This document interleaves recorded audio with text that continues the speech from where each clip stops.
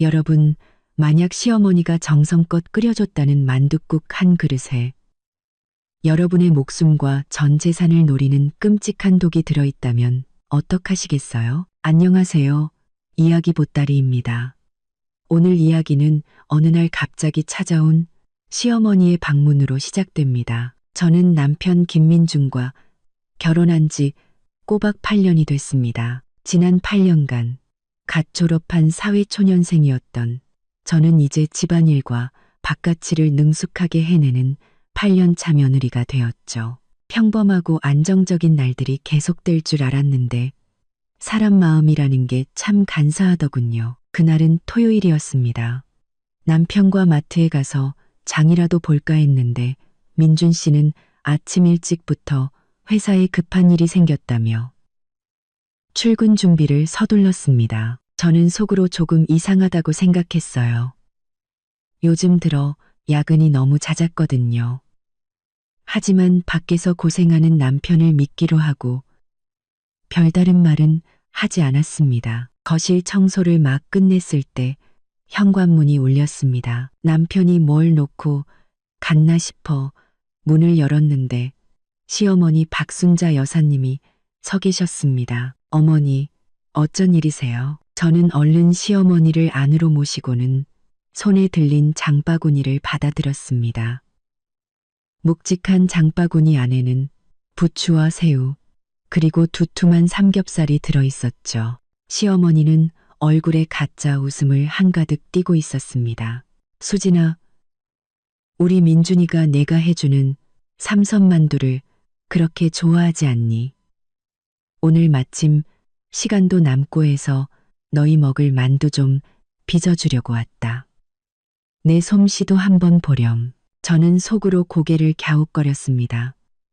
시어머니는 예전부터 이렇게 부지런한 분이 아니셨거든요. 평소 저희 집에 오시면 소파에 앉아 밥 차려주기만 기다리시거나 제가 떡두꺼비 같은 아들 하나 못 낳는다며 은근히 눈치를 주곤 하셨으니까요. 하지만 모처럼 직접 나서서 도와주시겠다니 실은 내색을 할 수는 없었습니다. 어머니 힘드실 텐데 제가 물이라도 한 잔 끓여드릴게요. 제가 부엌에 들어가 물을 끓이는 사이 거실에서 시어머니가 통화하는 소리가 들려왔습니다. 목소리를 잔뜩 낮췄지만 저희 집은 거실과 부엌이 미닫이문 하나로 분리되어 있어 소리가 새어 들어왔죠. 걱정 마, 다 계획대로 되고 있어.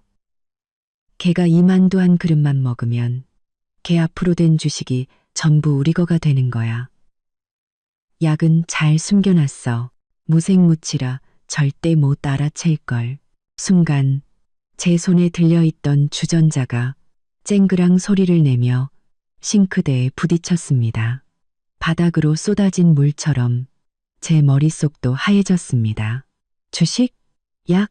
며칠 전 친정어머니가 해주시던 말씀이 떠올랐습니다. 돌아가신 아버지가 회사 지분 일부를 제 앞으로 남겨주셨다는 이야기였죠. 민준 씨에게 슬쩍 흘린 적이 있었는데 설마 시어머니가 그걸 노리고 저는 조심스럽게 미닫이 문을 살짝 열어 거실을 엿보았습니다. 시어머니는 전화를 끊고는 장바구니 가장 깊숙한 곳에서 작고 어두운 갈색 병을 꺼내 들었습니다. 그리고는 뚜껑을 열어 만두소에 투명한 액체를 붓는 것이었습니다.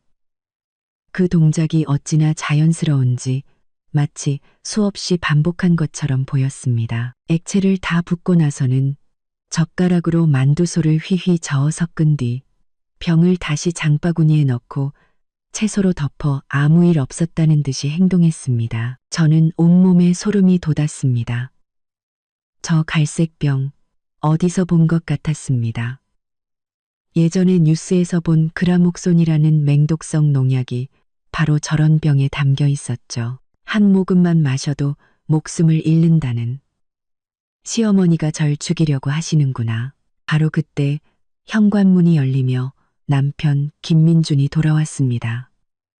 저는 급히 미닫이 문을 닫고 소매로 이마에 식은땀을 닦아내며 엎질러진 물을 정리하는 척했습니다. 어머니, 오셨어요.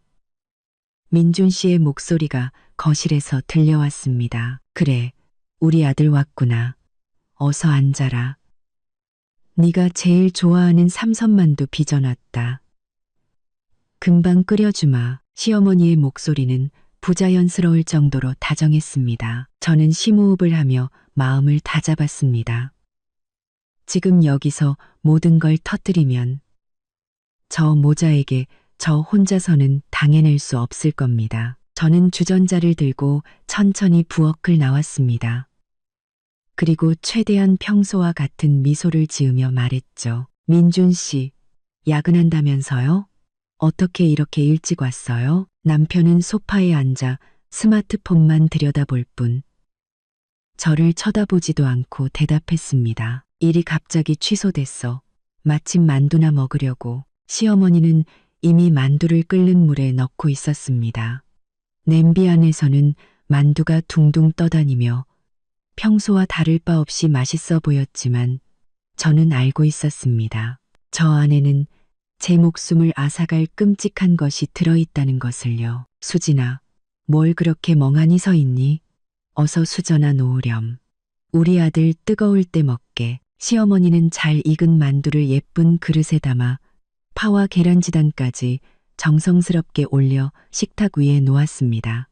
저는 식탁으로 다가가 민준 씨에게 젓가락을 건네주었습니다. 최대한 목소리가 떨리지 않게 말했죠. 민준 씨, 어머니가 당신 주려고 특별히 만든 거래요.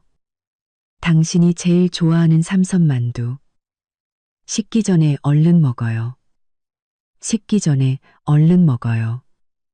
그런건지 그제야 남편은 스마트폰을 내려놓고 만두 하나를 집어 입으로 가져갔습니다. 제 심장은 미친 듯이 뛰기 시작했습니다. 바로 그때 시어머니가 갑자기 헛기침을 하며 제 쪽을 힐끗 쳐다봤습니다. 그 눈빛에 저는 온몸이 얼어붙는 것 같았습니다. 민준 씨는 만두를 입에 넣으려다 말고 미간을 찌푸리며 말했습니다. 근데 이 만두 냄새가 왜 좀 이상하지? 제 심장이 덜컥 내려앉았습니다. 제가 뭐라고 말하려는 순간 쾅쾅쾅 하고 현관문을 두드리는 소리가 들렸습니다. 이어서 옆집이 여사님의 목소리가 들려왔죠. 수진 씨 집에 있어요? 우리 집 간장이 똑 떨어져서 그런데 조금만 빌려줄 수 있을까? 저는 구세주를 만난 것처럼 서둘러 대답했습니다. 네, 이 여사님. 잠깐만요. 저는 빠른 걸음으로 현관으로 가 이 여사님의 간장병을 받아들고 부엌으로 향했습니다. 간장을 따라드리고 다시 식탁으로 돌아왔을 때 저는 제 눈을 의심했습니다. 민준 씨가 이미 만두 2개를 먹어치운 뒤였습니다. 시어머니는 그 옆에서 만족스러운 미소를 짓고 있었죠. 제 심장이 차갑게 식었습니다. 설마 제가 오해한 걸까요? 하지만 분명히 만두소에 무언가를 넣는 걸 봤는데 아들, 맛있니? 엄마 솜씨 괜찮지? 시어머니가 웃으며 물었습니다. 김민주는 고개를 끄덕이며 만두 하나를 더 집어들었습니다. 괜찮네요. 아까는 냄새를 잘못 맡았나 봐요. 먹으니까 맛있네. 괜찮네요. 저는 그 자리에 서서 두 모자를 바라보았습니다. 등골이 오싹했습니다. 이 만두 한 그릇에 담긴 것은 단순히 만두소가 아니었습니다. 덜이 패떼이 등골이 뽀떼이 둥둥 저들 모자의 끔찍한 탐욕이었죠. 그리고 앞으로 제가 마주해야 할 것은 보이지 않는 칼날이 오가는 전쟁이라는 것을 직감했습니다. 옆집이 여사님은 간장병을 받아들고 가면서 제게 몇 마디 말을 건넸습니다. 수진 씨, 오늘 시어머님 기분이 좋아 보이시네. 직접 만두까지 빚어주시고 정말 보기 드문 일이야. 저는 억지로 웃으며 고개를 끄덕였지만 마음속에는 무거운 돌덩이가 얹힌 듯 숨쉬기조차 힘들었습니다. 이 여사님의 발소리가 멀어지고 나서야 저는 천천히 몸을 돌려 식탁으로 돌아갔습니다. 그때 김민주는 만두를 입에 넣고 씹으면서도 눈은 스마트폰 화면에 고정되어 있었습니다. 시어머니는 빈 그릇을 들고 있었지만 시선은 계속해서 남편의 만두 그릇을 향해 있었죠.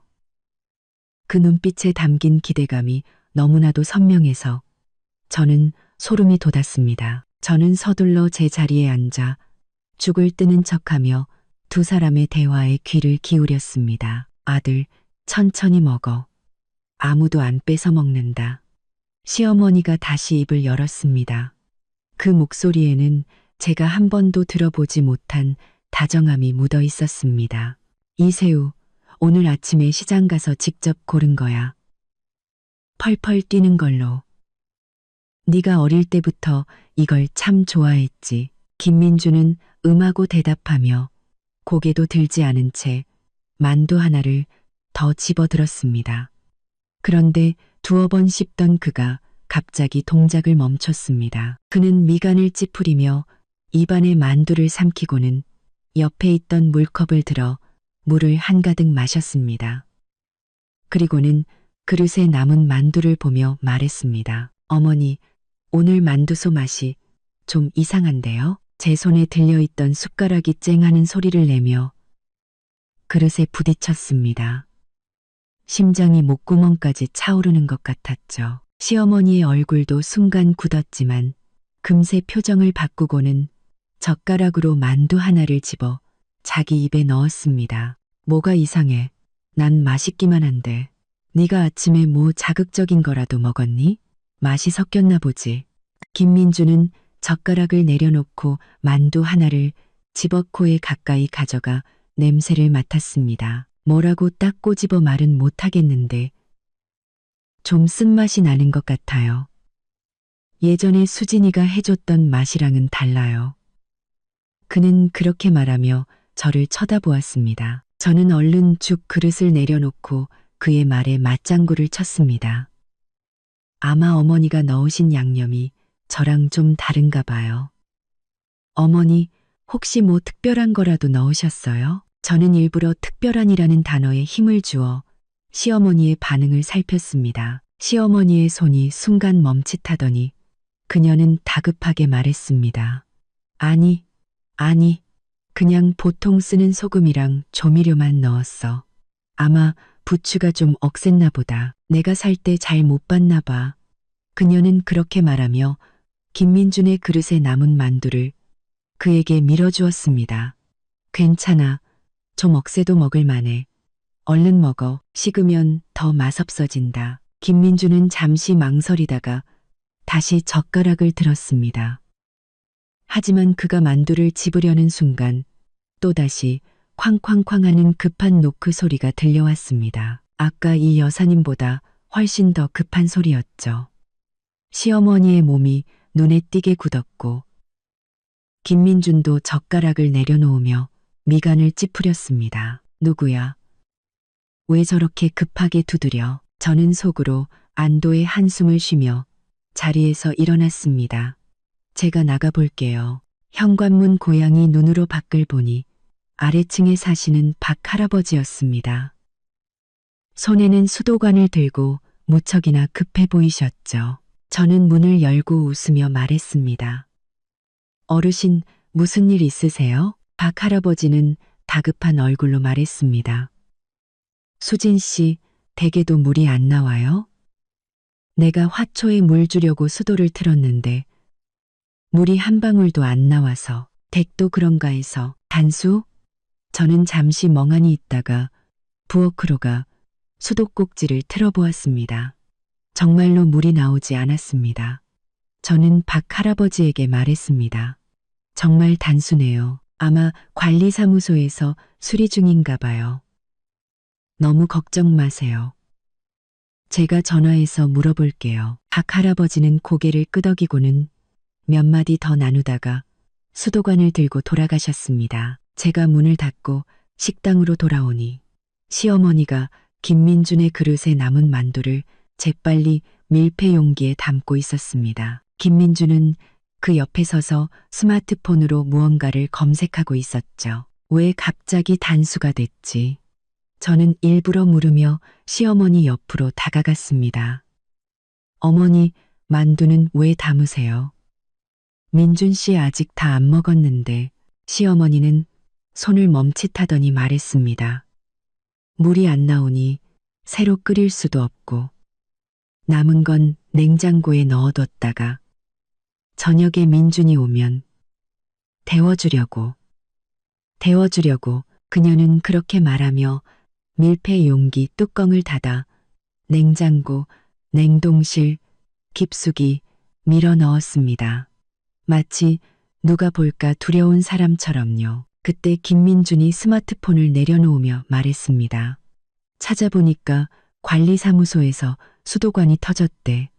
오후나 돼야 고쳐진대요. 어머니, 저 그냥 안 먹을래요. 회사에 일이 있어서 가봐야 해요. 그는 그렇게 말하며 외투를 챙겨 입었습니다. 시어머니가 다급하게 말했습니다. 더 먹지 않고? 아직 몇 개 남았는데 안 먹어요. 입맛이 없네. 김민주는 손을 내젓고는 저를 보며 말했습니다. 수진아, 집에 잘 있어. 단수됐으니까 물 좀 받아놓고. 저는 고개를 끄덕였습니다. 알았어요. 조심해서 가요. 김민준이 나가는 것을 보고 나서야 저는 마음속의 돌덩이가 잠시 내려앉는 것을 느꼈습니다. 하지만 곧이어 불안감이 밀려왔습니다.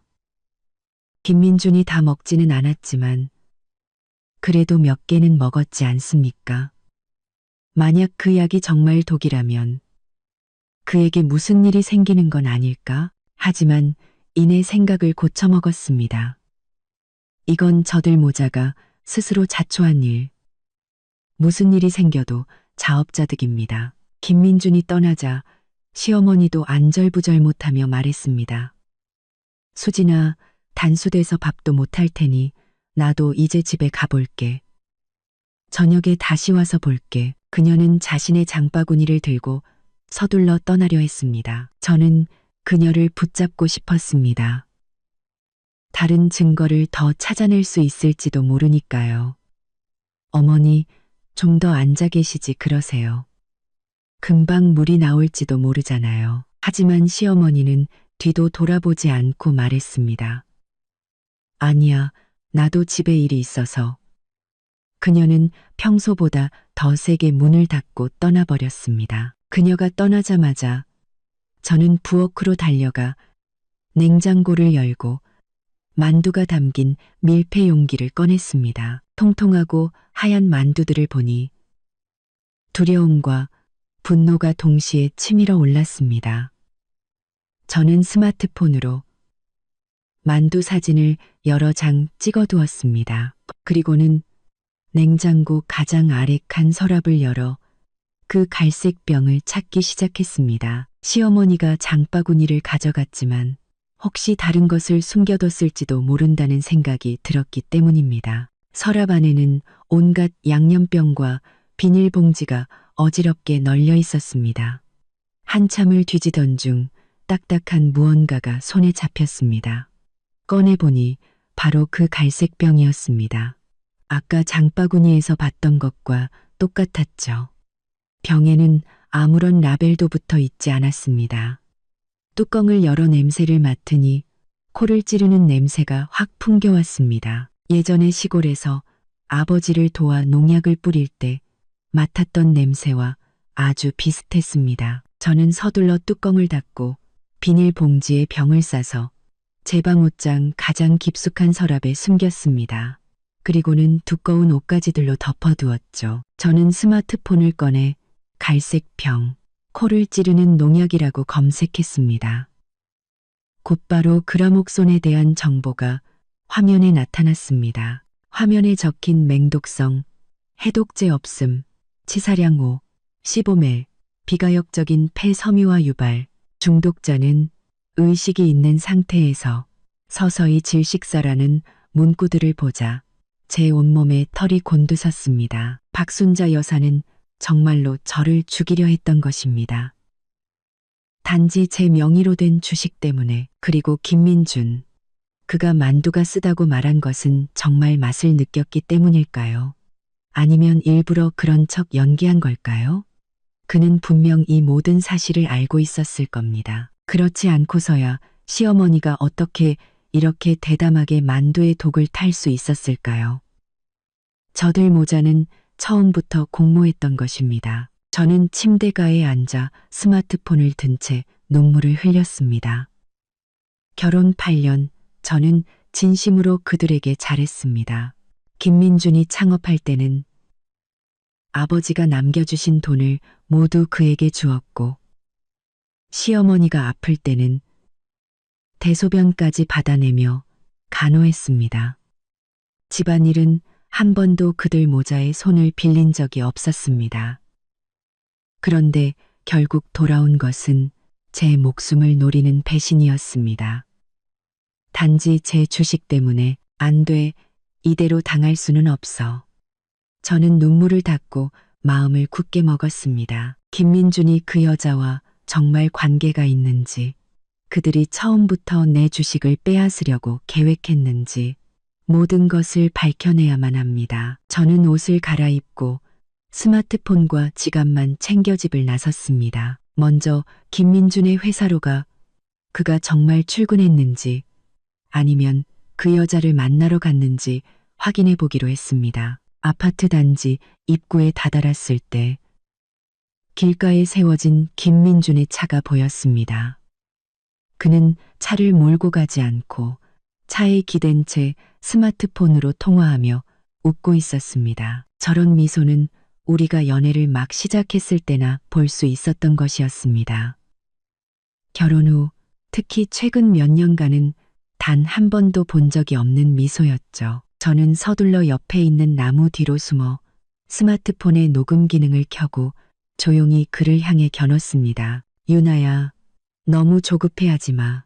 나 금방 끝나. 너랑 우리 아기 주려고 네가 좋아하는 딸기 케이크도 사놨어. 곧 갈게. 유나? 아기?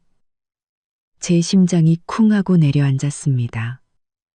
이 유나라는 여자는 분명 김민준의 회사 동료인 최유나일 것입니다. 예전부터 회사 사람들이 김민준과 최유나가 유난히 가깝게 지낸다고 수군거렸습니다. 제가 김민준에게 물었을 때 그는 그저 평범한 동료 사이라며 제가 쓸데없는 상상을 한다고 화를 냈었죠. 이제 보니 평범한 동료가 아니라 아이까지 있는 사이였던 겁니다. 김민준은 전화를 끊고 차를 몰고 떠났습니다. 저는 급히 택시를 잡아 세우고 기사님께 말했습니다. 기사님, 죄송하지만 앞에 가는 저 검은색 세단 좀 따라가 주세요. 너무 가깝게는 말고요. 기사님은 저를 한번 쳐다보더니 별다른 질문 없이 고개를 끄덕이고 차를 출발시켰습니다. 택시 뒷좌석에 앉아 앞서가는 김민준의 차를 보니 심장이 칼로 베이는 듯 아팠습니다. 8년간의 결혼 생활, 제가 믿었던 행복은 모두 거짓이었습니다. 그는 바람을 피운 것도 모자라 아이까지 낳았고, 이제는 자신의 어머니와 함께 저를 죽이고 제 주식을 빼앗으려 하고 있었습니다. 저는 주먹을 꽉 쥐었습니다. 손톱이 살을 파고들었지만 아무런 고통도 느껴지지 않았습니다. 저는 스스로에게 다짐했습니다. 이수진, 울지 마. 강해져야 해. 증거를 모아서 저들 모자에게 죗값을 치르게 해야 해. 택시는 약 20분 정도를 달려 김민준의 차가 한 고급 아파트 단지로 들어가는 것을 따라갔습니다.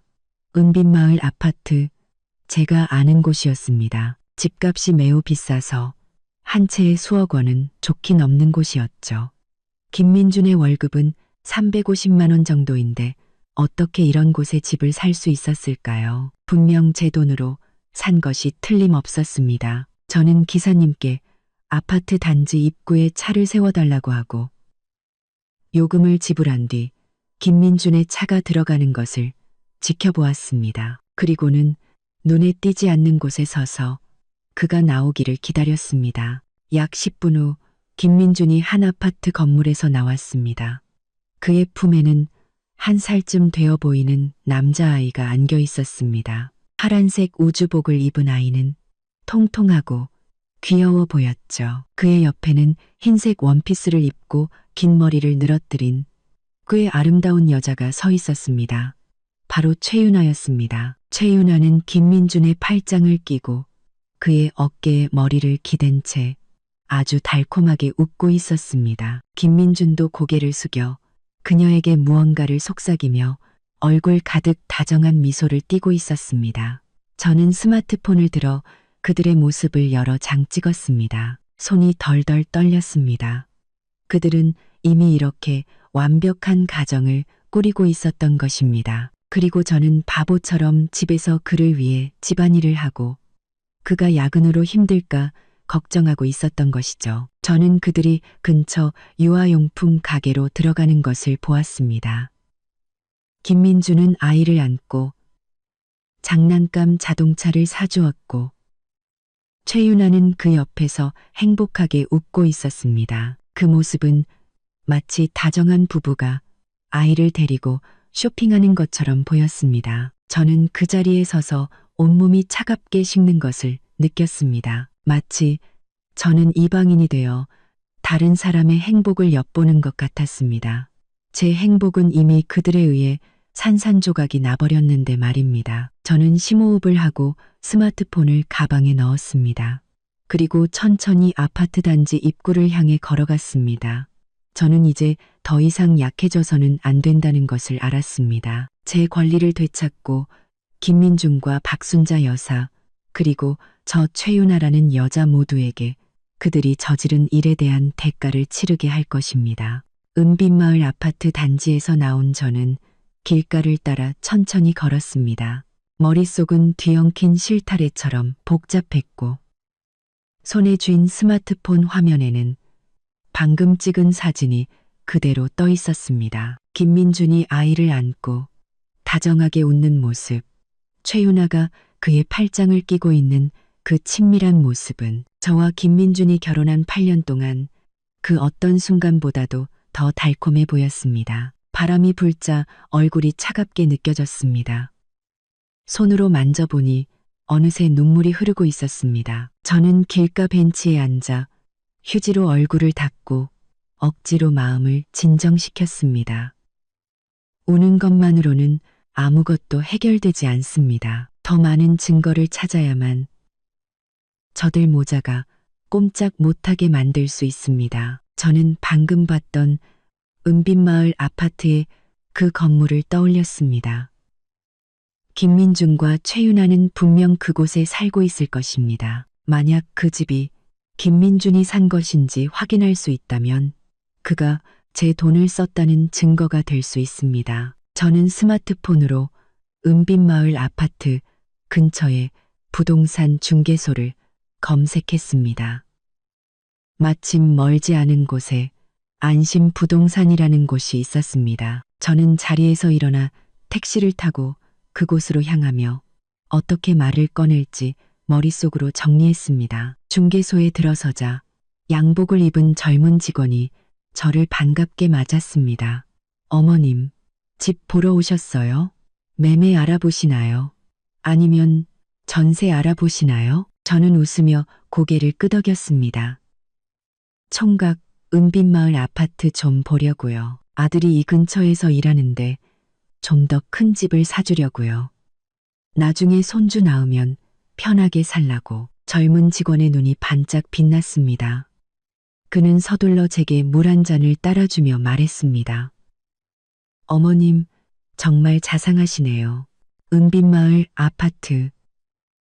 저희가 가진 매물이 몇 개 있습니다. 원하시는 평수나 예산이 어느 정도 되시나요? 저는 물컵을 받아들고 잠시 생각하는 척했습니다. 한 30평대 후반 정도면 좋겠고, 예산은 뭐 집만 좋으면 조금 더 쓸 수도 있고. 저는 말을 이어갔습니다. 아, 맞다. 내 친구도 은빛마을 아파트에 사는 것 같던데.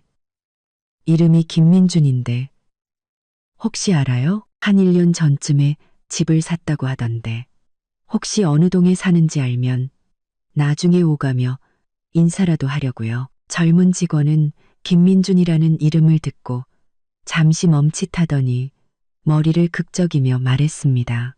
김민준이요. 어머님, 저희가 워낙 많은 고객님들을 상대하다 보니 이름을 다 기억하기는 좀 어렵습니다. 하지만 1년 전에 은빛마을 아파트 30평대 후반으로 거래된 거는 몇 개 없으니 제가 기록을 한번 찾아봐 드릴게요. 저는 심장이 쿵 내려앉는 것을 느끼며 다급하게 말했습니다. 그래주면 정말 고맙지. 그 친구가 워낙 바빠서 내가 자꾸 연락하기도 미안해서 말이야. 이왕이면 그 친구 근처로 집을 사면 나중에 손주라도 봐줄 수 있고 좋잖아. 저는 일부러 손주 이야기를 꺼내 직원의 반응을 살폈습니다. 젊은 직원은 컴퓨터를 한참 들여다보더니 갑자기 고개를 들었습니다. 어머님, 정말로 김민준이라는 고객님이 계시네요. 작년 3월에 은빛마을 아파트 38평을 구매하셨어요. 3동 18102호고요. 전액 현금으로 구매하셨네요. 전액 현금. 제 심장이 덜컥 내려앉았습니다. 작년 3월은 아버지가 돌아가신 후 제 명의의 주식을 현금으로 바꿔 김민준과 제 공동명의 계좌로 옮겼던 바로 그 시점이었습니다. 그때 그는 회사 자금이 급하게 필요하다고 했고 저는 별 의심 없이 돈을 옮겨주었습니다. 이제 보니 그는 그 돈으로 최윤아에게 집을 사준 것이었습니다. 저는 치밀어 오르는 분노를 억누르고 놀란 척하며 말했습니다. 어머나, 그렇게 대단해? 전액 현금으로? 내 친구가 평소에는 그렇게 검소해 보이더니 돈이 많았나 보네. 아, 그럼 그 집은 그 친구 명의로 되어 있는 건가? 젊은 직원은 잠시 망설이다가 손을 비비며 말했습니다.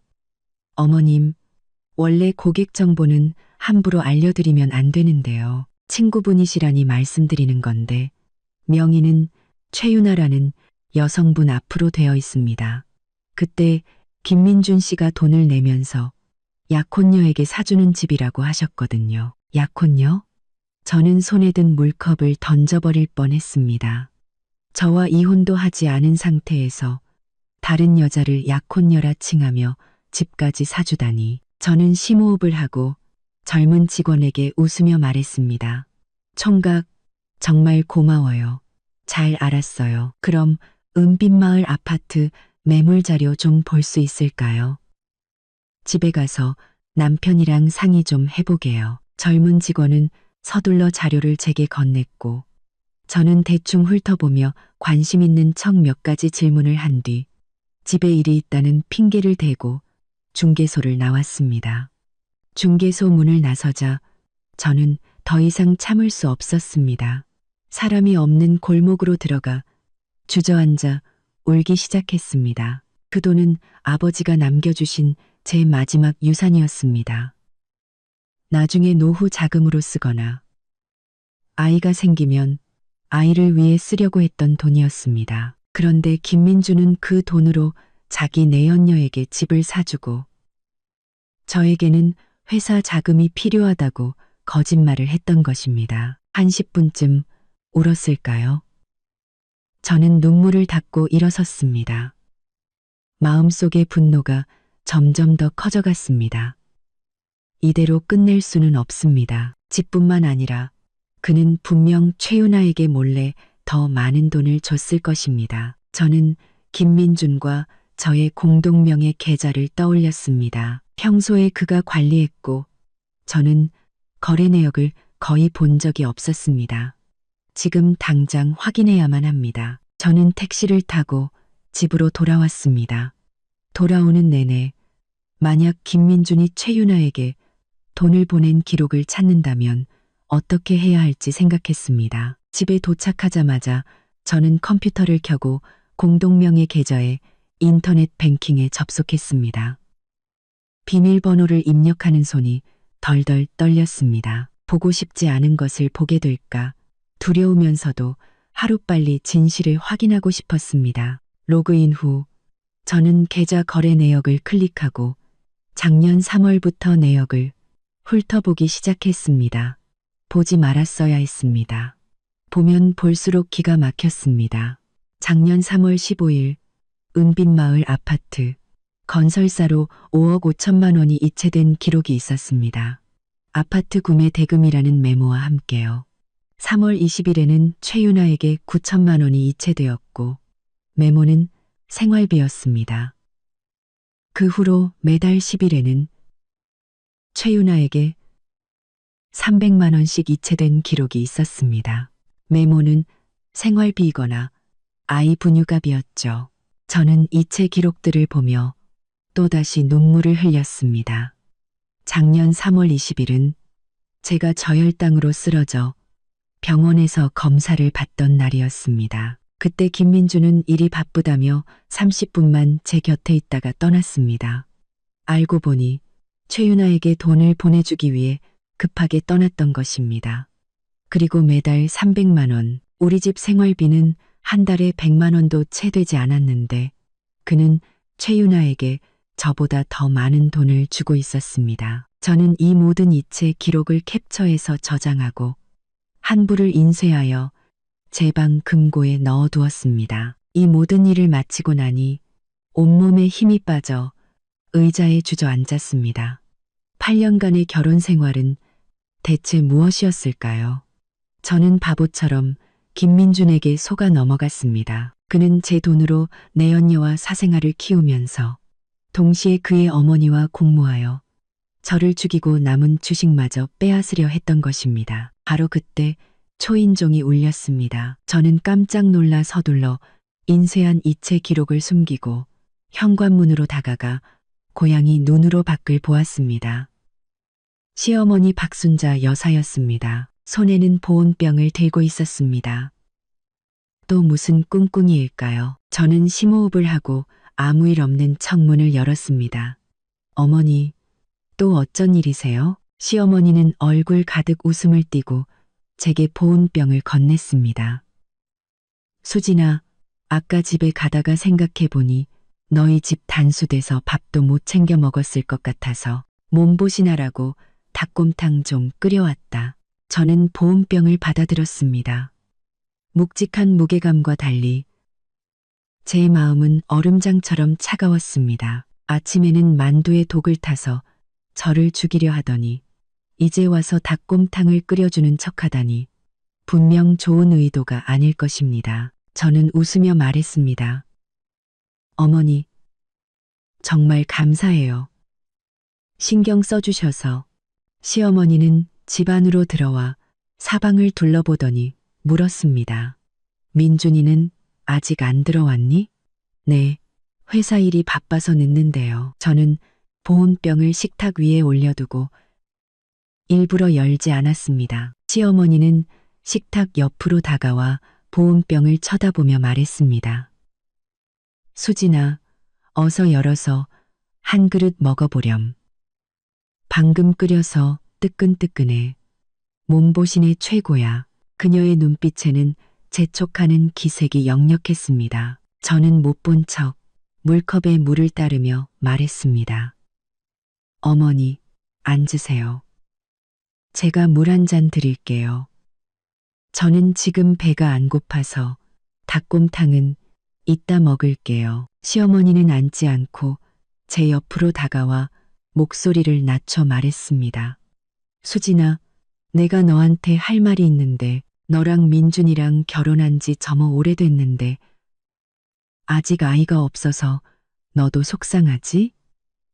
내가 최근에 용한 한의사를 소개받았는데 그분이 주신 처방전이 그렇게 효과가 좋대. 몸을 보양하는데 최고라는데 너도 한번 먹어볼래? 저는 속으로 비웃었습니다. 또 무슨 꿍꿍이일까요? 저는 망설이는 척하며 말했습니다. 한의사요? 믿을 만한가요? 저도 예전에 병원 많이 다녀봤는데 별 효과가 없어서. 시어머니는 다급하게 말했습니다. 믿을 만하고 말고.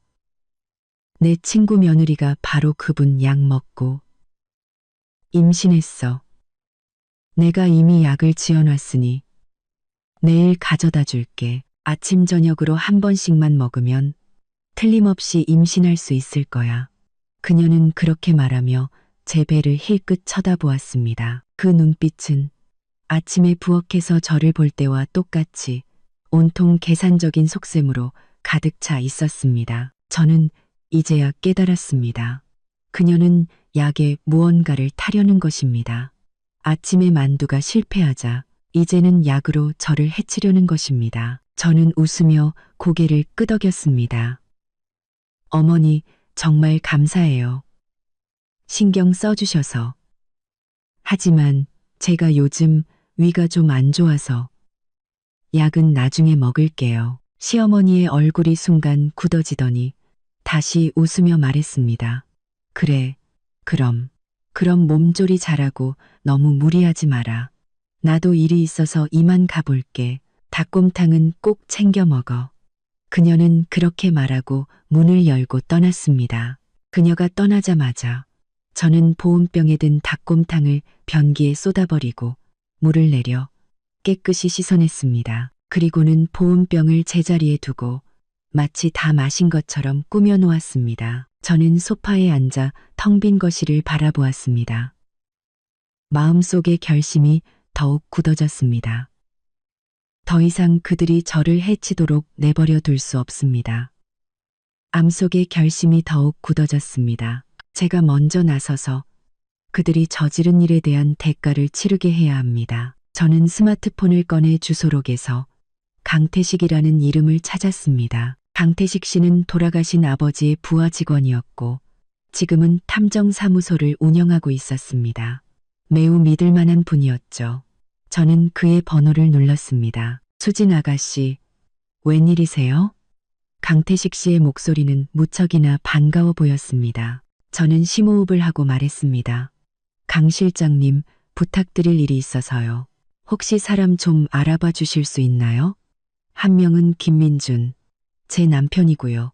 다른 한 명은 최유나라는 여자예요. 두 사람이 바람을 피우는 것 같은데 아이도 있는 것 같아요. 그들에 대해 더 자세히 알고 싶어요. 예를 들면 그 아이의 출생증명서나 김민준이 몰래 재산을 빼돌린 게 있는지 같은 것들이요. 강태식 씨는 잠시 침묵하더니 말했습니다. 아가씨, 너무 걱정 마세요. 제가 알아봐 드리겠습니다. 김민준 씨와 최유나 씨의 주민등록번호, 직장, 그리고 그 아이의 대략적인 나이 같은 기본 정보를 제게 보내주세요. 최대한 빨리 소식 전해드리겠습니다. 비용은 걱정 마세요. 돌아가신 회장님을 생각해서 저렴하게 해드리겠습니다. 정말 감사해요. 강 실장님. 지금 바로 정보 보내드릴게요. 꼭 최대한 빨리 부탁드려요. 그들이 또 무슨 짓을 할지 몰라서요. 전화를 끊고 저는 김민준과 최유나의 정보를 정리해서 그에게 보냈습니다. 스마트폰 화면을 보니 마음이 조금은 놓였습니다. 강태식 씨의 도움이라면 분명 더 많은 증거를 찾을 수 있을 것입니다. 저는 일어나 베란다로 나가 창밖의 분주한 거리를 바라보았습니다. 예전에는 안정적인 가정이 있으면 그것으로 족하다고 생각했습니다. 하지만 이제야 알았습니다. 사람의 마음은 험악해서 내가 남을 해치지 않아도 남이 나를 해치려 든다는 것을요. 강태식 실장님과의 통화를 마친 뒤 저는 소파에 앉아 한참을 멍하니 있었습니다. 창밖의 하늘은 점점 어두워지고 가로등이 하나둘 켜졌지만 제 마음속에는 한 줄기 빛도 보이지 않았습니다. 뱃속에서 꼬르륵 소리가 나고 나서야 제가 하루 종일 제대로 된 식사를 하지 못했다는 것을 깨달았습니다. 부엌은 단수되어 요리를 할 수 없었고 저는 서랍에서 과자를 꺼내 물과 함께 두어 조각을 먹었습니다. 몇 입 먹지 않았을 때 현관문에서 열쇠 소리가 들렸습니다. 김민준이 돌아온 것입니다. 저는 서둘러 과자를 치우고 입을 닦은 뒤 텔레비전을 보는 척했습니다. 김민준은 거실로 들어와 서류 가방을 소파에 던지고는 제 옆에 주저앉았습니다. 아, 피곤해 죽겠네. 오늘 하루 종일 야근했어. 저는 그를 쳐다보지 않고 텔레비전 화면에 시선을 고정한 채 차갑게 물었습니다. 야근? 무슨 야근을 했는데요? 김민주는 잠시 멈칫했습니다. 제가 그렇게 물을 줄은 몰랐던 모양입니다. 그는 잠시 머뭇거리다가 말했습니다. 회사 프로젝트 때문에 클라이언트가 계속 재촉해서 어쩔 수 없었어. 그는 그렇게 말하며 제 어깨를 감싸 안으려 했습니다. 저는 서둘러 옆으로 비켜 그의 손을 피했습니다. 그의 손은 허공에서 굳었고 얼굴에는 불쾌한 기색이 역력했습니다. 수진아, 왜 그래? 누가 당신 화나게 했어? 화 안 났어요. 저는 고개를 돌려 그를 쳐다보았습니다. 그냥 묻는 거예요. 오늘 은빛마을 아파트에서 재밌게 놀았냐고요. 김민준의 얼굴이 순식간에 창백해졌습니다. 그는 벌떡 일어나 저를 가리키며 소리쳤습니다. 당신 날 미행했어? 저는 비웃으며 스마트폰을 꺼내 아까 찍은 사진을 그에게 보여주었습니다. 미행? 내가 당신을 미행하지 않았더라면 당신이 밖에서 가정을 꾸리고 아이까지 낳았다는 걸 어떻게 알았겠어요? 김민준 씨, 이게 대체 어떻게 된 일인지 설명 좀 해보시죠. 김민준은 사진을 보고 손을 덜덜 떨었습니다. 그는 입을 열어 무언가 말하려 했지만 한참 동안 아무 말도 하지 못했습니다. 한참 후에야 그는 고개를 숙이고 작은 목소리로 말했습니다. 수진아, 내가 일부러 속이려던 건 아니야. 그냥 당신이 화낼까봐. 저는 벌떡 일어나 스마트폰을 소파에 던졌습니다. 내가 화낼까봐나 몰래 바람을 피우고 내가 화낼까봐 아버지가 남겨주신 돈으로 그 여자에게 집을 사주고 내가 화낼까봐 당신 어머니랑 공모해서 만두에 독을 타서 날 죽이려 했어요. 마지막 말을 뱉는 순간 김민주는 고개를 번쩍 들고 눈을 동그랗게 떴습니다. 당신 알고 있었어? 당연히 알죠. 저는 부엌 쪽을 가리키며 말했습니다. 오늘 아침에 당신 어머니가 만두 빚으러 와서 그 안에 그라목손을 넣는 거 내가 다 봤어요. 심지어 당신이랑 통화하면서 내가 그 만두를 먹고 나면 내 주식이 전부 당신들 것이 될 거라고 말하는 것도 들었다고요. 김민진 씨, 내가 당신이랑 8년을 결혼해서 진심으로 잘해줬는데 당신은 나한테 이럴 수 있어요? 김민준의 얼굴은 점점 더 하얘졌습니다. 그는 제 앞으로 다가와 제 손을 잡으려 했습니다. 수진아, 내 말 좀 들어봐. 그건 내가 당신을 해치려던 게 아니야. 우리 어머니가 혼자서 꾸민 일이야. 난 정말 몰랐어. 몰랐다고? 저는 그의 손을 뿌리쳤습니다. 내가 바보인 줄 알아요?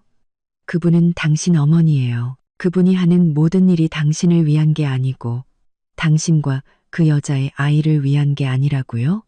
김민준 씨, 더 이상 날 속이려 하지 마세요. 내가 우리 공동명의 계좌를 확인해 봤는데 당신 작년 3월에 최윤아한테 9천만 원을 보내고 매달 300만 원씩 생활비도 보내줬더군요. 그 돈 전부 아버지가 내게 남겨주신 돈이었어요. 김민주는 제 말에 아무 대답도 하지 못했습니다. 그는 고개를 숙이고 두 손으로 머리를 감쌌습니다. 무척이나 고통스러워 보였죠. 수진아, 내가 잘못했어. 당신을 속이지 말았어야 했고, 최윤아를 만나지 말았어야 했고, 어머니가 그런 짓을 하게 내버려 두지 말았어야 했어. 한 번만 더 기회를 주면 안 될까? 내가 지금 당장 최윤아랑 관계를 정리하고 집도 팔아서 돈을 당신에게 돌려줄게. 우리 다시 시작하면 안 될까? 저는 그의 모습을 보고도 아무런 동정심도 느껴지지 않았습니다. 이제 와서 잘못했다고? 너무 늦었습니다. 저는 고개를 저었습니다. 김민준 씨, 너무 늦었어요. 우린 다시 돌아갈 수 없어요. 난 더 이상 당신을 믿지 않고 당신과 더 이상 살고 싶지도 않아요. 김민주는 고개를 번쩍 들고 애원하는 눈빛으로 저를 바라보았습니다. 수진아, 제발 이러지 마. 우리 수년간의 정이 있는데 어떻게 이렇게 한 번에 끝낼 수 있어. 우리 결혼했을 때 얼마나 행복했는지 생각해봐. 행복? 저는 비웃었습니다. 그건 다 과거의 일이에요. 당신이 최윤아를 만난 그날부터 우리의 행복은 끝났어요. 김민준 씨, 똑똑히 들어요. 난 이대로 물러서지 않을 거예요. 당신과 당신 어머니가 한 짓 반드시 대가를 치르게 할 거예요. 저는 그렇게 말하고 침실로 들어가 문을 잠갔습니다. 김민주는 밖에서 문을 세게 두드리며 소리쳤습니다. 수진아, 문 열어. 내 말 좀 들어줘. 저는 침대에 앉아 그가 아무리 문을 두드려도 열어주지 않았습니다. 한참 후 노크 소리가 멈췄고 그가 거실에서 한숨을 쉬며 서성이다가 소파에 앉아 담배를 피우는 소리가 들렸습니다. 담배 연기가 침실로 스며들어와 기침이 나왔습니다. 저는 스마트폰을 꺼내 강태식 실장님에게 조사가 어떻게 되어가는지 문자를 보냈습니다. 그는 곧바로 답장을 보내왔습니다. 최윤아와 아이의 거처는 은빛마을 아파트 3동 1802호가 맞으며 아이의 이름은 김아준, 작년 5월에 태어났다고 했습니다. 그는 내일 아이의 출생증명서를 확인해 아버지 칸에 누구의 이름이 적혀 있는지 알아보고 김민준이 다른 재산을 빼돌렸는지도 조사하겠다고 했습니다. 문자를 보고 나니 마음이 조금 놓였습니다. 아이의 출생증명서와 김민준의 재산 빼돌리기 증거만 확보하면 이혼 소송에서 그를 빈털터리로 만들 수 있을 뿐만 아니라 그와 박순자 여사에게 법적인 대가도 치르게 할 수 있을 것입니다. 다음 날 아침 제가 일어났을 때 거실에는 아무도 없었습니다. 김민주는 회사에 간 모양입니다. 식탁 위에는 그가 남긴 쪽지가 놓여 있었습니다. 수진아, 내가 잘못했어. 최대한 빨리 최윤아랑 정리할게. 제발 한 번만 더 기회를 줘. 저는 쳐다보지도 않고 쪽지를 찢어 쓰레기통에 버렸습니다. 씻고 막 외출하려는데 초인종이 울렸습니다. 고양이 눈으로 보니 박순자 여사였습니다. 손에는 또 장바구니를 들고 있었습니다. 저는 잠시 망설이다가 문을 열었습니다. 어머니, 어쩐 일이세요? 제 목소리는 무척 차가웠습니다. 박순자 여사는 웃는 얼굴로 집 안으로 들어왔습니다. 수진아, 어제 내가 끓여준 닭곰탕은 먹었니? 오늘 또 몸에 좋은 보약 좀 가져왔다. 몸보신해야지. 그녀는 장바구니에서 대추, 용안육, 그리고 흰 종이에 싼 약가루 몇 봉지를 꺼내 식탁 위에 올려놓았습니다. 저는 그 약 가루들을 보고 심장이 쿵 내려앉았습니다. 또 무슨 꿍꿍이일까요? 저는 못 본 척 소파에 앉아 말했습니다. 어머니, 할 말 있으시면 그냥 하세요. 더 이상 연기하지 마시고요. 박순자 여사의 얼굴에서 웃음기가 사라졌습니다. 그녀도 소파에 앉아 저를 쳐다보았습니다. 수진아, 어제 민준이랑 싸운 거 안다. 만두 일도 알고 있다는 거 안다. 그거 다 오해야. 내가 널 해치려던 게 아니라 그냥 몸보신 좀 시켜주려고 그런 거야. 그 약 내가 아는 사람한테서 산 보약이지 그라목손 같은 게 아니야. 그라목손 같은 게 아니야. 오해. 저는 비웃었습니다. 어머니, 더 이상 거짓말하지 마세요. 제가 다 알아봤는데 그건 그라목손이 맞아요. 한 모금만 마셔도 죽는 맹독성 농약이라고요. 정말 저를 위했다면 만두에 그런 걸 넣지 않으셨겠죠. 어머니가 그런 짓을 한 건 제가 죽고 나면 김민준이 최윤아랑 결혼해서 그들의 아이가 제 주식을 상속받게 하려는 거잖아요. 박순자 여사의 얼굴이 변했습니다. 제가 이렇게 많이 알고 있을 줄은 몰랐던 모양입니다. 한참 후에야 그녀는 한숨을 쉬며 말했습니다. 제가 이렇게 많이 알고 있을 줄은 몰랐던 모양입니다. 수진아, 네가 다 알았으니 나도 더 이상 숨기지 않으마. 민준이랑 최윤아 일, 나도 예전부터 알고 있었어. 그 아이도 민준이 아이가 맞아. 내가 너한테 미안한 건 알지만 우리 김씨 집안 대가 끊길 수는 없잖니. 너랑 민준이랑 8년을 결혼했는데도 아이가 없으니 나도 어쩔 수 없었어. 어쩔 수 없었다고요? 저는 벌떡 일어났습니다. 어쩔 수 없으면 절 죽여도 되고 어쩔 수 없으면 저 몰래 바람을 피워도 되는 건가요? 어머니도 여자시면서 어떻게 입장을 바꿔서 생각해 보실 수 없으세요? 만약 누가 어머니께 이런 짓을 했다면 기분이 어떠셨겠어요? 박순자 여사는 고개를 숙이고 아무 말도 하지 않았습니다. 한참 후에야 그녀는 고개를 들고 애원하는 눈빛으로 말했습니다. 수진아, 내가 잘못했다. 민준이랑 공모해서 널 해치려던 거. 내가 잘못했어. 내가 나이가 많으니 이번 한 번만 용서해주면 안 되겠니? 민준이도 최윤아랑 관계를 정리하고 너희 다시 잘 살아보겠다고 하더라. 나도 앞으로는 너희 일에 절대 간섭하지 않을게. 저는 그녀의 모습을 보고도 마음이 흔들리지 않았습니다. 이제 와서 빌면 뭐합니까? 너무 늦었습니다. 저는 고개를 저었습니다. 어머니, 너무 늦었어요. 저는 김민준 씨랑 이혼하기로 결심했어요. 그리고 어머니가 절 해치려던 일 이대로 넘어가지 않을 거예요. 경찰에 신고해서 법의 심판을 받게 할 거예요. 박순자 여사는 제가 경찰에 신고하겠다는 말을 듣고는 당황했습니다. 그녀는 일어나 제 손을 잡으며 말했습니다. 수진아, 경찰에 신고하면 안 돼. 그러면 민준이 인생이 망가지고 우리 김씨 집안도 끝장이야. 제발 신고하지 마. 네가 원하는 거 다 줄게. 저는 그녀의 손을 뿌리쳤습니다. 저는 아무것도 필요 없어요. 그냥 당신들이 한 짓에 대한 대가를 치르길 바랄 뿐이에요. 어머니, 더 이상 빌지 마세요.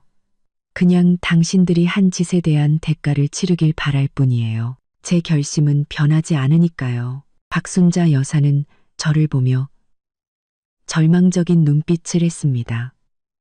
한참 후에야 그녀는 갑자기 기이하게 웃기 시작했습니다. 수진아, 네가 경찰에 신고한다고 해서 우리를 어쩔 수 있을 것 같아? 너한테는 증거가 없잖아. 누가 내 말을 믿어주겠어? 그 만두는 내가 이미 다 버렸고 그라목손 병도 내가 숨겨놨어. 네가 신고해봤자 우릴 고소할 수 없을걸. 제 심장이 쿵 내려앉았습니다. 그녀의 말이 맞았습니다.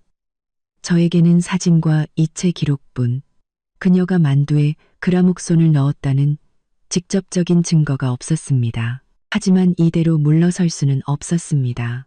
저는 그녀를 쳐다보며 말했습니다. 제가 증거가 없을 것 같으세요? 제가 이미 사람을 고용해서 조사하고 있어요. 조사 결과가 나오면 반드시 당신과 김민준 씨에게 대가를 치르게 할 거예요. 박순자 여사의 얼굴이 변했습니다. 제가 사람을 고용해서 조사할 줄은 몰랐던 모양입니다. 그녀는 더 이상 아무 말도 하지 않고 장바구니를 들고 현관으로 향했습니다. 문을 나서기 전 그녀는 멈춰서서 저를 돌아보며 말했습니다. 수진아, 날 너무 몰아붙이지 마. 그러지 않으면 나도 가만히 있지 않을 테니. 저는 그녀의 뒷모습을 보며 조금도 두려워하지 않았습니다. 지금의 저는 더 이상 예전에 그 나약하고 속기 쉬운 이수진이 아니었습니다. 더 이상 그들이 저를 괴롭히도록 내버려 두지 않을 것입니다. 얼마 후 제 스마트폰이 울렸습니다. 강태식 실장님이었습니다. 저는 서둘러 전화를 받았습니다. 강 실장님, 어떻게 됐어요? 뭐 알아낸 거 있으세요? 강태식 실장님의 목소리는 무척 심각했습니다.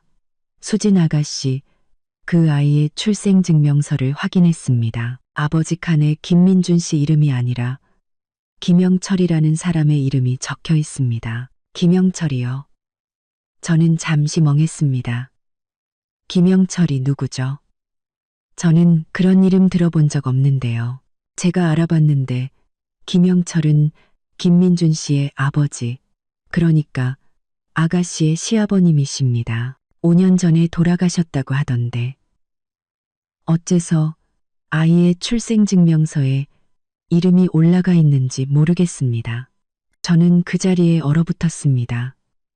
시아버님은 5년 전에 돌아가셨는데 어떻게 아이의 아버지가 될 수 있단 말입니까? 이게 대체 어떻게 된 일일까요? 설마 그 아이는 김민준의 아이가 아니라 시아버님의 아이란 말입니까? 하지만 시아버님이 돌아가신 지 그렇게 오래됐는데 어떻게 아이가 있을 수 있죠? 저는 강태식 실장님에게 다급하게 물었습니다. 확실히 확인하신 거 맞아요? 그 아이 출생증명서에 정말 그렇게 적혀 있었어요? 확실합니다. 강태식 실장님이 말했습니다. 제가 병원 기록과 출생증명서 원본을 다 확인했습니다. 아버지 칸에는 분명히 김영철이라고 적혀 있었습니다.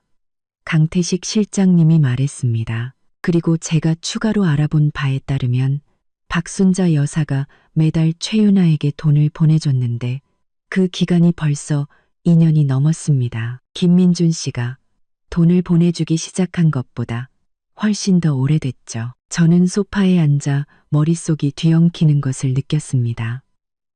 시아버님이 돌아가신 지 5년이나 됐는데 어떻게 아이의 아버지가 될 수 있을까요? 박순자 여사는 매달 최윤아에게 돈을 보내줬고 이는 그녀가 최윤아와 아이의 일을 예전부터 알고 있었을 뿐만 아니라 처음부터 이 모든 일에 관여했을 가능성이 있다는 것을 의미했습니다. 설마 이 모든 것이 박순자 여사가 꾸민 일이란 말입니까? 그녀가 처음부터 최윤아를 시켜 아이를 낳게 하고 그 아이가 김씨 집안의 재산을 상속받게 하려고 그래서 이미 돌아가신 시아버님을 아이의 아버지로 내세운 것이란 말입니까? 그렇다면 김민주는 이 일에서 대체 어떤 역할을 한 것일까요? 그는 알고 있었을까요? 아니면 모르고 있었을까요? 저는 심호흡을 하고 강태식 실장님에게 말했습니다. 강 실장님, 죄송하지만 한 가지만 더 알아봐 주세요. 김영철 시아버님이 돌아가시기 전에 남기신 유언장이 있는지, 그리고 박순자 여사와 최윤아 사이의 다른 연락, 예를 들면 계약서나 합의서 같은 게 있었는지도요. 알겠습니다. 강태식 실장님이 말했습니다. 최대한 빨리 소식 전해드리겠습니다. 수진 아가씨, 몸 조심하세요. 박순자 여사, 그 사람 보통 내기가 아닌 것 같습니다. 해코지 당하지 않게 조심하세요. 알겠습니다. 감사해요, 강 실장님. 전화를 끊고 저는 창밖을 바라보았습니다. 이 일은 제가 생각했던 것보다 훨씬 더 복잡하다는 것을 느꼈습니다. 박순자 여사, 김민준, 최윤아, 그리고 이미 돌아가신 시아버님, 그들 사이에는 대체 어떤 비밀이 숨겨져 있는 것일까요? 저는 반드시 모든 것을 밝혀낼 것입니다. 어떤 대가를 치르더라도 제 권리를 되찾을 것입니다. 강 실장님 전화를 끊고 소파에 앉아 멍하니 생각에 잠겼습니다. 아버지가 시아버지 김영철이라니 5년 전 간암으로 돌아가신 분인데 어떻게 최윤아 아이의 아버지가 될 수 있을까요? 너무 기괴하고 비현실적인 일이었습니다. 저는 다시 침실로 가 금고에서 인쇄해둔 계좌이체 내역을 꺼내 꼼꼼히 살폈습니다. 김민준이 최윤아에게 보낸 돈 외에도 매달 15일마다 익명의 계좌에서 최윤아에게 3천만 원이 입금된 기록이 있었습니다. 이체 시점은 김민준이 돈을 보내기 시작한 것보다 1년 이상 빨랐습니다. 강 실장님은 이게 박순자 여사가 보낸 돈이라고 했습니다. 하지만 박순자 여사가 어디서 그런 큰 돈이 났을까요? 연금은 100만 원 남짓일 텐데 아무리 아껴 쓴다 해도 매달 3천만 원을 최윤아에게 줄 수는 없을 겁니다. 생각할수록 이상했습니다. 저는 친정어머니께 전화를 걸었습니다. 어머니는 시어머니와 예전부터 아는 사이였으니 무언가 아실지도 모른다는 생각이 들었기 때문입니다. 전화가 연결되자 저는 어머니께 그동안의 일을 간략하게 설명하고 특히 아이 출생 증명서에 대해 집중적으로 말씀드렸습니다. 어머니는 한참 동안 침묵하시더니 입을 열었습니다. 수진아, 내 시아버지 김영철 씨가 살아있을 때 돈이 꽤 많았다는 소문이 있었어. 회사에서 높은 자리에 있었고 투자도 좀 했다고 하더구나. 정확히 얼마인지는 아무도 모르지만 그분이 돌아가시기 전에 유언장을 남기지 않으셨으니 그 돈은 당연히 민준이에게 갔을 텐데 설마 박 여사가 그 돈을 숨겨둔 건가? 숨겨뒀다고요? 어머니의 말을 듣고 나니 모든 것이 맞아떨어지는 것 같았습니다. 그렇다면 왜 매달 최윤아에게 그렇게 많은 돈을 보낸 걸까요? 그건 나도 모르겠다. 어머니가 한숨을 쉬며 말했습니다. 박 여사, 그 사람 속을 알 수 없는 사람이야. 내 시아버지 돌아가셨을 때도 집안의 통장이며 집문서를 전부 자기가 챙기고 민준이에게도 보여주지 않았다고 하더구나.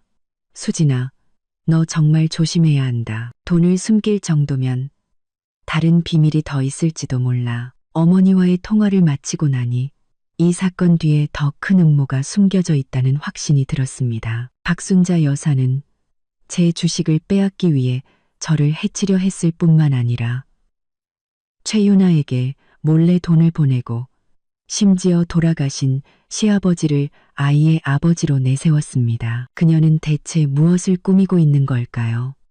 설마 그 아이를 김 씨 집안의 유일한 혈육으로 내세워 시아버지가 남긴 재산과 제 주식을 모두 차지하려는 걸까요? 바로 그때 강 실장님에게서 문자가 왔습니다. 아가씨, 알아냈습니다. 김영철 씨가 돌아가시기 전에 8억 원가량의 예금을 비밀 계좌에 넣어두었고 현재 박순자 여사가 관리하고 있습니다. 그리고 박 여사와 최윤아가 맺은 계약서도 찾아냈습니다. 계약서 내용에 따르면 최윤아가 아이를 낳으면 박 여사가 매달 3천만 원을 지급하고 아이가 18살이 될 때까지 지원하기로 되어 있습니다. 단, 최윤아는 아이의 아버지가 김영철이라고 대외적으로 밝혀야 하고 김민준과는 절대 교류해서는 안 된다는 조건이 붙어 있습니다. 저는 문자를 보고 손에 든 스마트폰을 떨어뜨릴 뻔했습니다. 8억 원.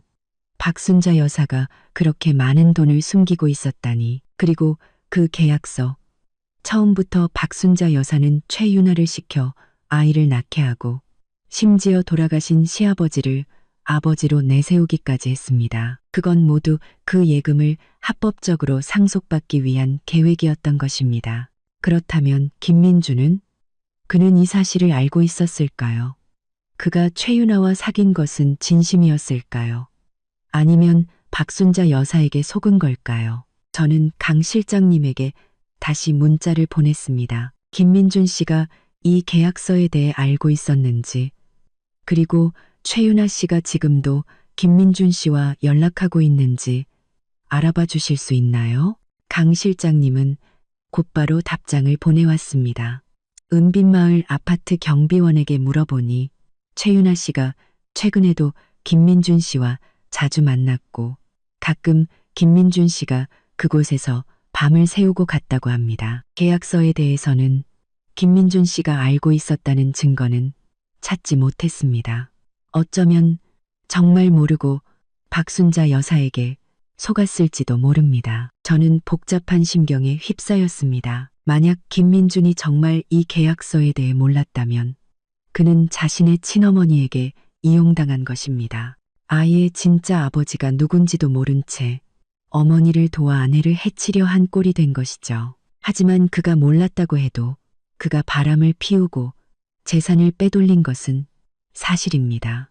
저는 그를 용서할 수 없었습니다. 오후에 김민준에게서 전화가 왔습니다. 그는 전화기 너머로 계속해서 사과하며 최윤아와 이미 이야기를 마쳤고 최대한 빨리 관계를 정리하겠다고 제발 한 번만 더 기회를 달라고 애원했습니다. 저는 그와 긴 이야기를 하고 싶지 않았습니다. 단호하게 말했죠. 김민준 씨, 우리 내일 구청 가서 이혼 서류 접수해요. 만약 동의하지 않으면 당신이 바람 피우고 재산 빼돌린 증거를 전부 법원에 제출할 거예요. 그렇게 되면 당신은 빈털터리가 될 뿐만 아니라 법적 책임도 져야 할 거예요. 김민주는 제가 이혼하겠다는 말을 듣고는 당황해서 어쩔 줄 몰라 했습니다. 수진아, 제발 그렇게 단호하게 굴지 마. 우리 수년간의 정이 있는데 어떻게 이렇게 한 번에 끝낼 수 있어. 내가 잘못했어. 고칠게. 제발 한 번만 더 기회를 줘. 기회는 이미 줬어요. 당신이 걷어찬 거지. 저는 차갑게 말했습니다. 내일 오전 9시 구청 앞에서 봐요.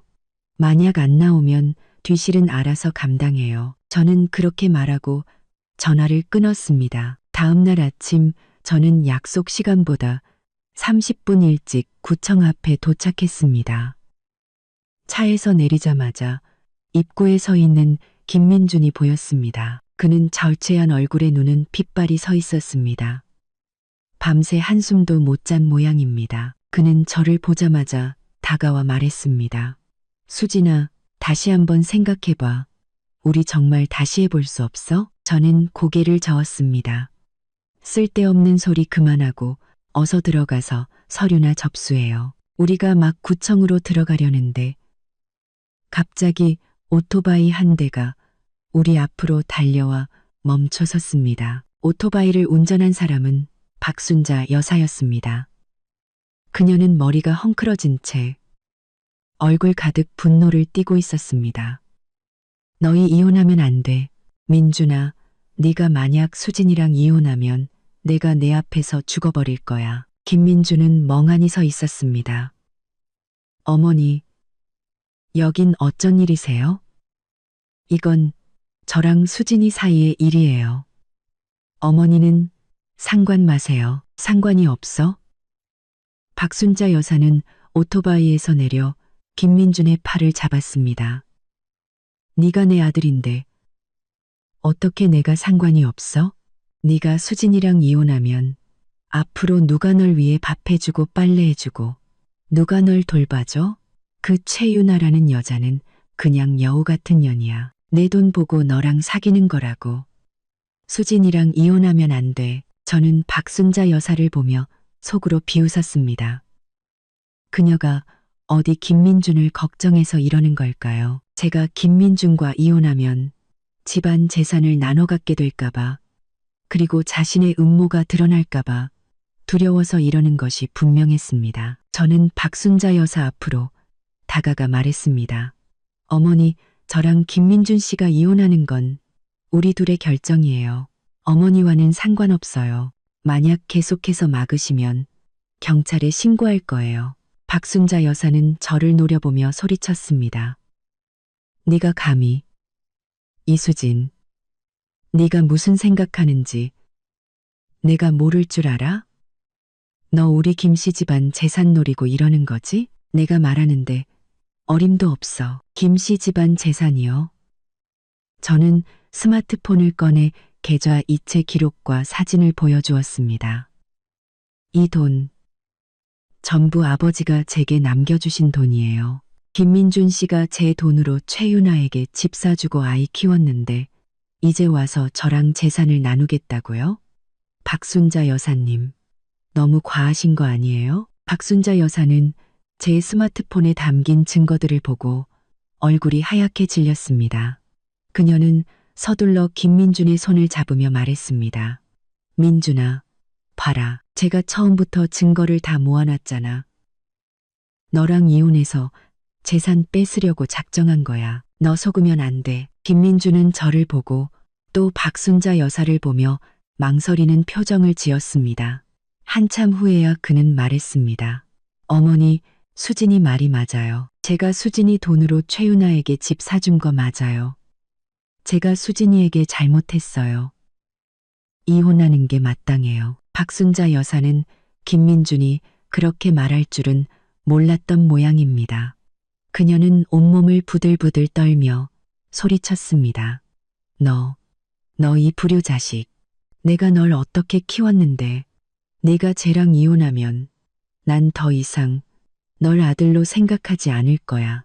김민주는 고개를 숙이고 아무 말도 하지 않았지만 더 이상 망설이지 않고 저를 따라 구청으로 들어갔습니다. 박순자 여사는 뒤에서 울고 소리쳤지만 우리는 뒤돌아보지 않았습니다. 덩동 통덕고 동덕고 덩덕 이혼 서류를 접수할 때 직원이 우리를 보며 몇 마디 조언을 했습니다. 부부 사이에 무슨 일이든 잘 상의해서 해결하세요. 쉽게 이혼하지 마시고요. 저는 아무 말도 하지 않았고 김민준도 그저 고개를 저을 뿐이었습니다. 곧 이혼 절차가 끝났습니다. 저는 이혼 서류를 손에 들고도 생각보다 슬프지 않았습니다. 오히려 마음이 편안해졌습니다. 구청을 나서자 김민준이 저를 보며 말했습니다. 수진아, 앞으로 무슨 도움이 필요하면 언제든지 나한테 전화해. 저는 고개를 끄덕이고 아무 말 없이 몸을 돌려 떠났습니다. 몇 걸음 걷지 않았을 때 스마트폰이 울렸습니다. 강 실장님이었습니다. 수진 아가씨, 큰일 났습니다. 최윤아 씨가 아이를 데리고 회사로 찾아가서 김민준 씨를 찾고 있습니다. 회사에서 난동을 부리면서 김민준 씨가 무책임하다고 책임을 지라고 소리치고 있답니다. 저는 잠시 멍했습니다. 최윤아가 왜 갑자기 회사로 찾아가서 난동을 부리는 걸까요? 설마 박순자 여사가 시킨 걸까요? 저는 서둘러 물었습니다. 김민준 씨는 지금 어디 있어요? 상황은 어떻고요? 김민준 씨는 아직 구청 근처에 있습니다. 제가 사람을 붙여놨습니다. 최윤아 씨가 회사에서 크게 난동을 부려서 직원들이 다 구경하고 있고 기자들까지 갔다고 합니다. 제 심장이 쿵 내려앉았습니다. 최윤아가 이렇게 난동을 부리면 김민준의 명성은 땅에 떨어질 것입니다.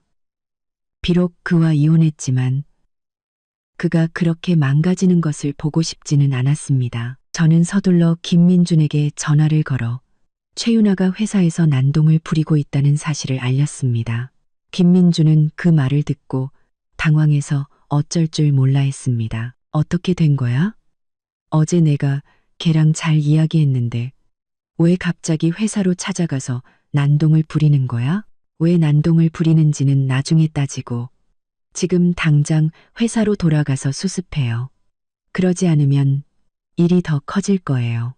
저는 그에게 일러두었습니다. 그리고 박순자 여사님이 이 일을 알고 계실지도 모르니 한번 물어보세요. 전화를 끊고 저도 마음이 불안했습니다. 최윤아가 갑자기 이렇게 난동을 부리는 것은 분명 박순자 여사와 관련이 있을 것입니다. 박순자 여사는 우리가 이혼하는 것을 막지 못하자 최윤아를 시켜 김민준을 망가뜨리고 자신은 재산과 주식을 독차지하려는 것입니다.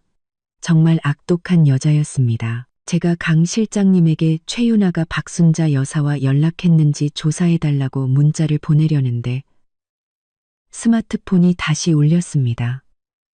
모르는 번호였습니다. 저는 잠시 망설이다가 전화를 받았습니다. 여보세요? 이수진 씨 맞으신가요? 전화기 너머에서는 낯선 여자의 목소리가 들려왔습니다. 네, 맞는데요. 누구시죠? 저는 최윤아 씨 친구예요. 그 여자가 말했습니다. 윤아 씨가 지금 병원에 있어요. 아까 김민준 씨 회사에 찾아갔다가 박순자 여사님한테 밀려서 넘어졌는데 아이도 좀 다쳤어요. 박 여사님이 다시는 소란 피우지 말라고, 그러지 않으면 아이와 함께 가만두지 않겠다고 협박했대요. 제 심장이 쿵 내려앉았습니다. 병원요? 어느 병원이에요? 최윤아 씨랑 아이는 괜찮아요? 시내 중앙병원이에요. 그 여자가 말했습니다. 윤아 씨는 크게 다치지는 않았고 좀 긁혔어요. 아이는 놀라서 계속 울고 있고요. 수진 씨가 김민준 씨랑 이혼한 거 알고 있고 박 여사님이 좋은 사람이 아니라는 것도 알고 있어요. 윤아 씨가 지금 많이 무서워하고 있어요. 수진 씨를 만나서 박 여사님의 모든 것을 다 털어놓고 싶어 해요. 제발 도와달라고요. 저는 잠시 망설였습니다. 최윤아는 제 가정을 파탄낸 여자입니다. 하지만 지금 그녀는 박순자 여사에게 괴롭힘을 당하고 아이까지 다쳤습니다. 모른 척하자니 마음이 편치 않았습니다. 그리고 그녀가 박순자 여사의 증거를 가지고 있을지도 모른다는 생각이 들었습니다. 그것은 저에게 매우 중요한 것이었습니다. 저는 심호흡을 하고 말했습니다. 알겠습니다. 지금 바로 시내 중앙병원으로 갈게요. 최윤아 씨에게 거기서 기다리라고 전해주세요. 전화를 끊고 저는 서둘러 택시를 잡아 시내 중앙병원으로 향했습니다. 가는 길에 강 실장님에게 문자를 보내 그도 병원으로 와달라고 그리고 최윤아의 말이 사실인지 확인해달라고 부탁했습니다. 근전고를 이것이 또 다른 함정일 수도 있다는 것을 알았지만 저는 가야만 했습니다. 박순자 여사의 증거를 찾기 위해 그리고 모든 진실을 밝히기 위해서 말입니다. 택시를 타고 시내 중앙병원으로 가는 동안 마음이 계속 불안했습니다. 최윤아 친구의 갑작스러운 전화, 박순자 여사에게 밀려 넘어졌다는 이야기, 그리고 저를 만나 모든 것을 폭로하겠다는 말까지 모든 것이 너무나도 우연처럼 느껴졌습니다. 마치 누군가 일부러 꾸며놓은 것처럼요. 하지만 사실이든 거짓이든 직접 확인해야만 했습니다. 만약 최윤아가 정말 박순자 여사의 증거를 가지고 있다면 그녀의 모든 음모를 밝혀낼 수 있을 테니까요. 병원 입구에 도착하자마자 길가에서 저를 기다리고 있는 강 실장님이 보였습니다. 그는 검은색 재킷에 야구 모자를 눌러쓰고 있었습니다. 저를 보자마자 그는 다가와 말했습니다. 그는 검은색 재킷에 야구 모자를 눌러쓰고 있었습니다. 아가씨, 간호사에게 물어보니 최윤아 씨는 3층 소아과 병실에 있다고 합니다. 아이는 좀 놀랐을 뿐 크게 다치지는 않았다고 합니다. 최윤아 씨는 팔에 찰과상을 좀 입었고요. 박순자 여사님은요? 저는 서둘러 물었습니다. 아직 병원에 있나요? 강 실장님은 고개를 저었습니다. 아니요. 최윤아 씨를 밀고 바로 도망쳤다고 합니다. 간호사가 택시를 타고 가는 것을 봤다고 해서 그 택시의 행방을 추적하고 있습니다. 곧 소식이 있을 겁니다. 저는 안도의 한숨을 쉬었습니다. 박순자 여사가 없으니 최윤아를 만나는 것이 훨씬 안전할 것입니다. 저와 강 실장님은 함께 3층으로 올라가 소아과 병실을 찾았습니다. 병실에는 최윤아 혼자 아이를 안고 있었습니다. 아이는 아직도 작게 울고 있었고 최윤아의 눈은 빨갛게 충혈되어 있었습니다. 무척이나 서러워 보였죠. 발소리를 듣고 고개를 든 최윤아는 저를 보고는 잠시 멈칫하더니 이내 고개를 숙이고 작은 목소리로 말했습니다. 수진 씨, 오셨네요. 저는 병상 옆으로 다가가 그녀의 품에 안긴 아이를 보았습니다. 동그랗고 통통한 아이는 눈을 감고 있었지만 눈가에는 눈물이 맺혀 있었습니다. 참으로 안쓰러웠죠. 저는 의자를 끌어다 앉으며 물었습니다. 아이는 괜찮아요? 의사 선생님은 뭐라고 하세요? 의사 선생님이 괜찮다고 하셨어요. 그냥 좀 놀랐다고. 최윤아는 눈물을 닦으며 말했습니다. 수진 씨, 죄송해요. 예전에 제가 잘못했어요. 수진 씨와 민준 씨의 가정을 파탄내지 말았어야 했는데 지난 이야기는 그만해요. 저는 그녀의 말을 끊었습니다. 솔직하게 말해줘요. 박순자 여사님이 왜 당신을 밀었어요? 당신에게 무슨 말을 했어요? 최윤아는 심호흡을 하고 아이를 안은 손에 힘을 주었습니다. 사실 제가 민준 씨랑 사귄 건 처음부터 박순자 여사님이 꾸민 일이었어요. 제 심장이 쿵 내려앉았습니다. 역시 제 짐작이 맞았습니다. 강 실장님은 옆에서 녹음기를 꺼내 조용히 녹음 버튼을 눌렀습니다. 2년 전 제가 막 시골에서 올라와 마트에서 계산원으로 일하고 있었어요. 박 여사님이 자주 장을 보러 오셔서 저랑 친해졌죠. 어느 날 그분이 제게 아들 김민준이 결혼 생활이 불행하고 아내가 아이를 낳지 못해서 김 씨 집안의 대를 이을 아이를 낳아줄 착한 여자를 찾고 있다고 하셨어요. 만약 제가 동의하면 매달 100만 원씩 생활비를 주고 아이를 낳으면 2억 원을 주겠다고 하셨어요. 최윤아의 목소리는 점점 작아졌습니다. 그때 저희 집이 너무 가난했고 어머니가 병원에 입원해 계셔서 돈이 급했어요. 그래서 제가 그만 그 제안을 받아들였어요. 저는 주먹을 꽉 쥐었습니다. 박순자 여사는 처음부터 모든 것을 계획했던 것입니다. 돈으로 최윤아를 유혹해 대리모로 삼고 김민준에게는 모든 것을 숨긴 채 말입니다. 그 후로 그분은 저랑 민준 씨를 만나게 해주셨어요. 최윤아가 말을 이었습니다. 민준 씨는 이 사실을 모르니 그냥 연애하는 척하다가 아이를 낳고 나서 진실을 말하라고 하셨어요. 처음에는 싫다고 했지만 박 여사님이 만약 그렇게 하지 않으면 한 푼도 줄 수 없다고 협박하셨어요. 저는 어쩔 수 없이 그분의 말을 따를 수밖에 없었어요. 그럼 아이 출생증명서에 김영철 씨 이름을 쓴 것도 박순자 여사님이 시킨 건가요? 제가 서둘러 물었습니다. 최윤아는 고개를 끄덕이며 또다시 눈물을 흘렸습니다. 그분이 강요하셨어요. 아이가 태어나기 전에 그분이 저를 찾아와서 아이 아버지를 반드시 김영철, 그러니까 민준 씨의 돌아가신 아버지 이름으로 써야 한다고 하셨어요. 그렇게 해야 아이가 합법적으로 김 씨 집안의 재산을 상속받을 수 있다고요. 제가 반대하자 그분은 만약 그렇게 하지 않으면 제 어머니를 병원에서 빼내서 다시는 못 만나게 하겠다고 협박하셨어요. 저는 어쩔 수 없이 그분의 말을 따를 수밖에 없었어요. 이 말을 듣고 나니 분노와 증오가 치밀어 올랐습니다. 박순자 여사는 재산을 위해 돌아가신 남편까지 이용하고 최윤아 모자를 협박했던 것입니다. 정말 악독하기 짝이 없었습니다. 그럼 오늘 왜 김민준 씨 회사에 찾아가서 난동을 부린 거예요? 제가 물었습니다. 박순자 여사님이 시킨 건가요? 최윤아는 고개를 저었습니다. 아니요, 제가 스스로 간 거예요. 어제 민준 씨가 저한테 수진 씨랑 이혼할 거고 저랑도 관계를 정리하겠다고 다시는 찾아오지 말라고 했어요. 저는 그게 박 여사님이 시킨 일이라는 걸 알았지만 아이를 데리고 혼자서 일도 없고 수입도 없는데 박 여사님이 최근에는 생활비도 깎기 시작했고요. 저는 정말 어쩔 수 없어서 회사로 찾아가서 민준 씨에게 따지려고 했던 거예요. 그런데 회사 입구에 도착하자마자 박 여사님한테 붙잡혔어요.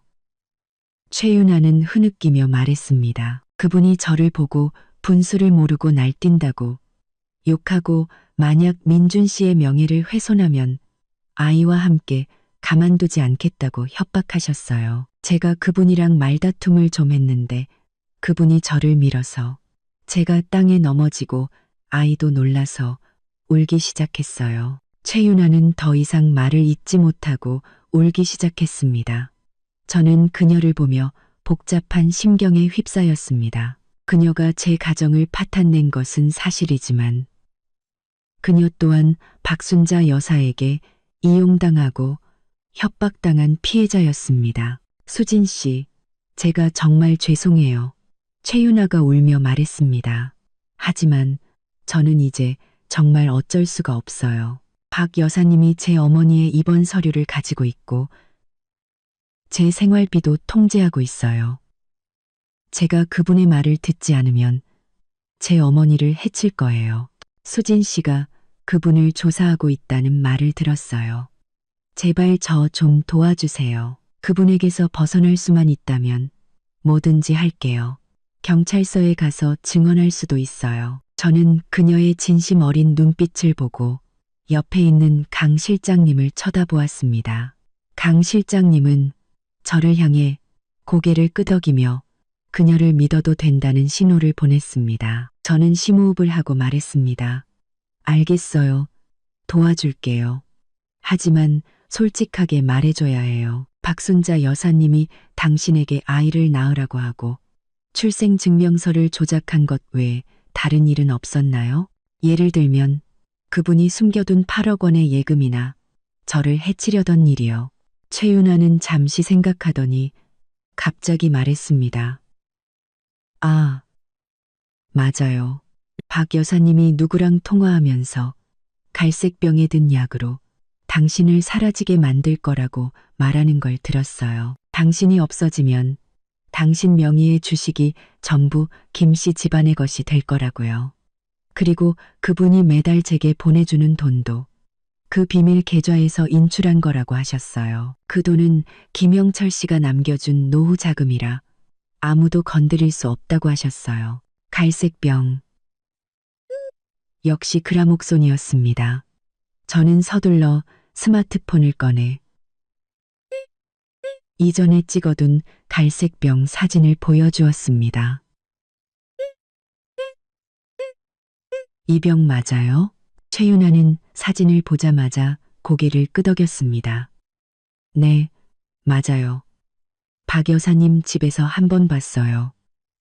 옷장 가장 깊숙한 서랍에 숨겨두셨어요. 만약 제가 이 사실을 발설하면 저를 죽이겠다고 협박하셨어요. 이제야 박순자 여사가 저를 해치려 했다는 직접적인 증거가 확보되었습니다. 강 실장님은 옆에서 녹음기를 챙기고 저를 향해 오케이 사인을 보냈습니다. 바로 그때 제 스마트폰이 울렸습니다. 경찰서에서 온 전화였습니다. 여보세요? 경찰관님, 무슨 일이시죠? 이수진 씨, 저희가 박순자 씨의 행방을 파악했습니다. 경찰관의 목소리는 무척 심각했습니다. 그녀가 방금 농약 가게에서 그라목손 한 병을 사서 지금 이수진 씨 댁으로 향하고 있습니다. 지금 어디 계신가요? 댁에 누가 있나요? 제 심장이 쿵 내려앉았습니다. 박순자 여사가 또 그라목손을 사서 우리 집으로 가고 있다니. 저는 서둘러 말했습니다. 저는 시내 중앙병원에 있고 집에는 아무도 없어요. 경찰관님, 제발 저희 집으로 빨리 가주세요. 절대 그분이 집에 들어가지 못하게 막아주세요. 저희가 이미 출동했습니다. 너무 걱정 마시고 안전에 유의하세요. 경찰관이 말했습니다. 그리고 박순자 씨의 살인미수, 불법 재산 이전 혐의에 대해 이수진 씨의 진술이 필요합니다. 경찰서로 와주실 수 있나요? 네, 지금 바로 가겠습니다. 전화를 끊고 저는 최윤아에게 말했습니다. 박순자 여사님이 또 그라목손을 사서 우리 집으로 갔대요. 경찰이 이미 출동했으니 괜찮을 거예요. 지금 당장 저랑 경찰서로 가서 아는 걸 전부 진술해야 해요. 그래야 당신과 아이를 보호할 수 있어요. 최윤아는 고개를 끄덕이고 서둘러 아이를 안고 침대에서 내려왔습니다. 저는 강 실장님에게 최윤아를 먼저 경찰서로 데려다 달라고 부탁하고 저는 택시를 타고 집으로 가 상황을 확인하기로 했습니다. 경찰이 출동했지만 그래도 마음이 놓이지 않았습니다. 박순자 여사가 또 무슨 짓을 할지 모른다는 불안감 때문이었습니다. 집으로 가는 택시 안에서 마음이 계속 불안했습니다. 박순자 여사는 이제 모든 것이 탈로 났다는 것을 알았을 것입니다. 궁지에 몰린 쥐가 고양이를 물듯 그녀가 더 미친 짓을 할지도 모른다는 생각이 들었습니다. 아파트 단지 입구에 도착하자 경찰차 몇 대가 주차되어 있었고 경찰관 몇 명이 단지 안을 순찰하고 있었습니다. 저는 서둘러 차에서 내려가는 경찰관에게 다가가 말했습니다. 경찰관님, 저 이수진입니다. 저희 집은 괜찮나요? 박순자 여사님은 잡았나요? 경찰관은 고개를 끄덕였습니다. 네, 잡았습니다. 댁 현관문 앞에서요. 그라목손을 꺼내 문을 따려던 순간 저희에게 제압당했습니다. 그녀의 몸에서 이수진 씨의 주식 양도 계약서도 발견되었습니다. 서명을 강요하려던 모양입니다. 그녀의 몸에서 이수진 씨의 주식 양도 계약서도. 저는 안도의 한숨을 쉬었습니다. 가슴을 짓누르던 돌덩이가 드디어 내려앉는 것 같았습니다. 박순자 여사가 잡혔고 증거도 확보되었으니 이제 더 이상 그녀가 저를 해칠 수 없을 것입니다. 경찰관들이 박순자 여사를 연행해 나왔습니다. 그녀는 수갑을 차고 머리가 헝클어진 채 저를 보자 눈을 부릅뜨고 아크네나게 소리쳤습니다. 이수진, 내가 이겼다고 생각하지 마. 내가 감옥에 가더라도 널 가만두지 않을 거야. 저는 그녀를 보며 조금도 두려워하지 않았습니다. 박순자 여사님, 그렇게 많은 나쁜 짓을 저질렀으니 감옥에 가는 건 당연한 거예요. 걱정 마세요. 제가 민준 씨 잘 돌보고 최윤아 씨와 아이도 도울 테니 더 이상 그들을 해치지 못할 거예요. 박순자 여사는 더 욕을 하려 했지만 경찰관에게 제지당하고 경찰차에 태워졌습니다. 경찰차가 떠나는 것을 보며 저는 마음이 편안해지는 것을 느꼈습니다. 길고 길었던 전쟁이 드디어 끝나는 것 같았습니다. 그때 강 실장님에게서 문자가 왔습니다. 최윤아 씨가 경찰서에서 모든 것을 진술했고 경찰이 최윤아 씨가 제공한 단서를 바탕으로 박순자 여사가 숨겨둔 8억 원의 예금 계좌를 찾아냈다고 했습니다. 저는 그에게 고생하셨습니다라고 답장을 보내고 천천히 집으로 향했습니다. 집에 도착해 문을 열자 집안은 제가 떠날 때와 똑같았지만 제 마음은 완전히 달라져 있었습니다. 예전에는 이 집이 차갑고 계산적인 공간으로 느껴졌지만 이제는 편안하게 느껴졌습니다.